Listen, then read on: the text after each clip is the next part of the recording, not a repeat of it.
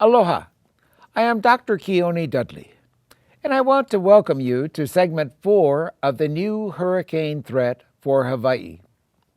This segment will tell you how our ports, airports, electric plants, refineries, and food distributors are all at our shorelines and just a few feet above sea level, and about the disaster it will cause when storm surge tears all of these places apart. Next, I want you to get to know Anthony Alto and Mike Henchy. Together, they created Green Island Films. A couple of years ago, they produced a 2-hour documentary titled Ketchup and M&Ms. That program, shown over and over on TV, was simply stunning. It was the beginning of awareness of our hurricane problem. The next segment of this program has been lifted from Ketchup and M&Ms. In it, you will meet Chad Buck, David Lopez, Albie Miles, and Governor Green, who at that time was Lieutenant Governor. My name is Chad Buck, and I'm the owner of Hawaii Food Service Alliance. We're the state's largest supplier of highly perishable products to the grocers, clubs, retailers across all islands. We're in every grocer, every club, every retailer, every day, 7 days a week, 365 days a year.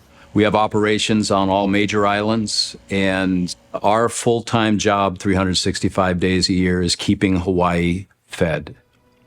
Hawaii imports about 95% of all that we eat here comes from the mainland. We're watching the hurricanes come across the Pacific, and so everybody's kind of dialing in a little bit. And then 2 days out, things go crazy. The stores get wiped out of product as everybody kind of goes into survival mode for a hurricane. One, we're the largest handler of fresh produce and vegetables and so on, air freight coming into the state. So we're bringing in millions and millions of pounds of cargo. And in order to get that product here, we ride on literally every airline that flies out of LAX to Hawaii every day. And so whether it's United, it's Delta, it's Aloha Cargo, Pac Air, Hawaiian Airlines, every one of those airlines carries our product to come into the state. If you take a look at the ocean side of that, we ship out of the Port of Seattle, the Port of Oakland, the Port of LA, and the Port of Long Beach every week on every sailing. That's coming in. If one of those is late by a day, almost always, we will have to fly between the islands and start handling our inventory via air, because what's coming in twice a week is literally only to last until 3 to 4 days later when that next shipment comes in on the container lines. You can't participate in this industry without taking a look at what's going on and wonder, why on God's green earth is this not grown here? We have to, absolutely have to, start growing our own food and becoming sustainable on our own. As the most isolated geographic area on planet Earth, it makes absolutely no sense to not be sustainable. So it's 2019. I've just finished a conversation with David Lopez at the Hawaii Emergency Management Agency, and I invited David into a conversation at the Hawaii Agricultural Conference. And I thought it was critical to bring Chad Buck into this conversation as one of the largest food distributors in the state of Hawaii, and pair him with the emergency management agencies at the city, county, state, and federal level. You know, there's some things that happen in your life where you can always point to them and say, that's the moment I changed, or that's the moment, that was the shift in my thinking. And that moment on that day at the convention center, as he showed an overview of Hurricane Lane, whose path was bigger than our entire chain, David Lopez said, Hurricane Lane was of particular worry because it was parked off our south shore, and especially off of Oahu. Oahu contains on its south shore, within the same 10, 12 miles of coastline, major infrastructure that either directly or indirectly affects the whole state. The Port of Honolulu, Pearl Harbor, oil refinery, wastewater treatment plants, food storage, fuel storage, the offshore mooring points to pump the crude in so it can be refined. If Lane would have hit us at a Category 5, we're looking at storm surge anywhere from 8 to 20 feet and possibly even more. and every piece of infrastructure that I just named would be in that inundation zone. It would be affected. Probably on impact, we'd lose our power grid. 60% of our big electric plants are in inundation zones, and roughly about 7,000 miles of overhead power lines. No electricity then would mean we can't operate gantry cranes. We can't pump water up to the reservoir tanks for residential drinking. Even in high rises, we're not going to be able to pump water up for them either. Airport, easily we would have had inundation to the terminal, which meant for H&L, we would have lost all 4 runways. When we look at other importation, especially through our sea chain, food comes to mind right away because we import about 90% of all our food products. And when we lose the port, a storm like Hurricane Lane shuts down approximately 2 days before roughly the storm actually strikes for safety reasons. So we lose our importation, which means we're starting to consume our emergency supplies. You combine that too with there's runs on the market, and our food supply is rapidly being reduced above normal rates. Once that storm hits, that means probably about 2 days after the storm, our market is down well below 40% of its normal capacity, and we're drinking ketchup and eating M&Ms. And I'm like, no frickin' way. That can't be true. This is the state head of Hawaiʻi talking to a group at the convention center.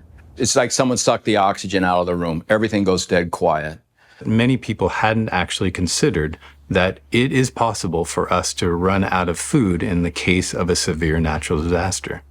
We don't have any emergency medical supplies stocked either. So there's no food, there's no water, there's no medical supplies. That I found to be shocking, that the official state policy is, in essence, you are on your own. You and your family are on your own. You must have a 14-day supply of food and water in your house because we cannot guarantee that we can support you in the case of a natural disaster. You could probably expect maybe 5 to 10% of the people in the state may have that kind of supply to get by for 2 weeks, but that means 90 to 95% don't. Sure, maybe everybody's good for 3, 4, 5 days, but after that it becomes enormously problematic. And we would see rioting, we would see desperate moves by people if we had that, that kind of threat to people's lives. This facility is 8 feet above sea level. If I walk across the park and throw hard enough, I'll throw a rock in the ocean. That's how close we are.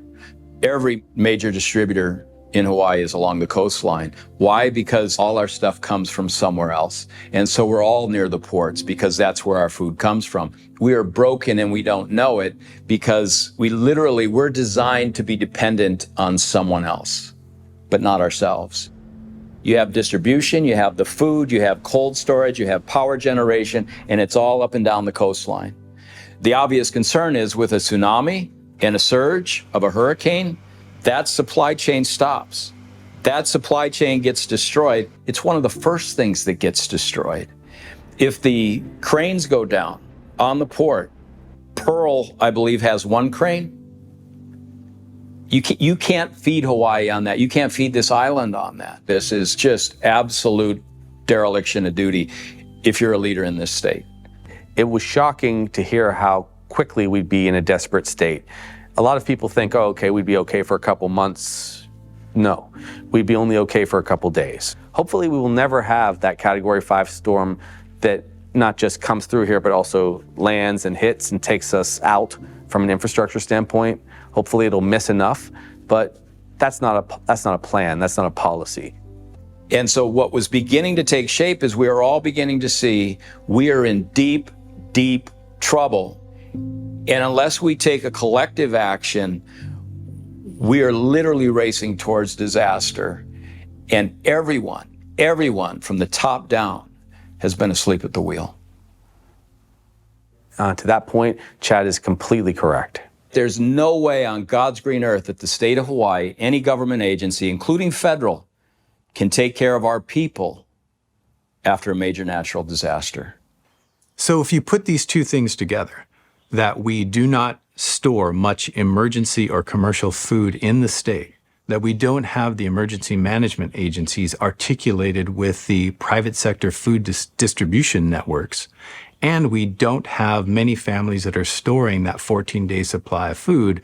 In the case of a natural disaster, many families will go hungry. I really want to again thank Anthony Alto and Mike Hinchy and Green Island Films for letting us use this segment of the copyrighted Ketchup and M&Ms. In closing, I want to thank the Makakilo Kapolei Honokai Hale Neighborhood Board for bringing together the experts that we have heard today. I want to thank Olelo Community Media for helping us to reshoot the entire program. I want to thank Kareen Makahilahila for her marvelous job in editing this with me. I want to thank the nonprofit 2050 Hawaii Incorporated for sponsoring the program. And I want to thank Tesla Solar for funding its creation. Finally, I dedicate this program to my wife, Doris Sadako Dudley. You may want to see this program again. It can be found on the Olelo website and on YouTube. Thank you very much for watching. Aloha.